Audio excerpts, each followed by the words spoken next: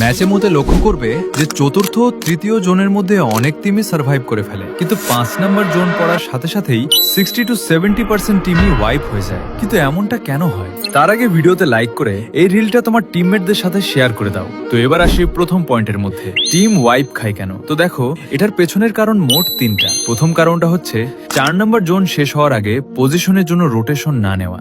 2 নম্বর কারণটা হচ্ছে লাস্ট জোনে সার্ভাইভ করার জন্য মস্টার ট্রাক এবং গ্লু ইউএভি না থাকা। 3 নম্বর কারণটা হচ্ছে প্রেসার হ্যান্ডেল করতে না পারা। দেখো, বারমুডা ম্যাপের মধ্যে সব থেকে বেশি প্রেসার ক্রিয়েট হয় 5 নম্বর জোনের মধ্যে, তাই এই জোনের মধ্যে টিমের প্লেয়ারদের রেসপন্সিবিলিটি অনেক বেড়ে যায়। প্রথমত, তোমরা যদি ওপেন এরিয়ার মধ্যে থাকো তাহলে 3-1 স্পিডের মধ্যে থাকো। তারপর হচ্ছে ফার্স্ট রাশার সারাউন্ডিং এর ইনপু না দেওয়া আইজিএল কে, পারফেক্ট কলের সাথে আইজিএল কে ইনপু দাও, আইজিএল ওই অনুযায়ী কমান্ড দিবে। আর লাস্ট পয়েন্টটা হচ্ছে 5 নম্বর জোনের টাইমিং ম্যানেজ করা, যেমন জোন কত সময় স্থির থাকে, বন্ধ হওয়া শুরু করলে পুরোপুরি বন্ধ হতে কত সময় লাগে, এগুলো সব আমার এই ভিডিওতে পেয়ে যাবে।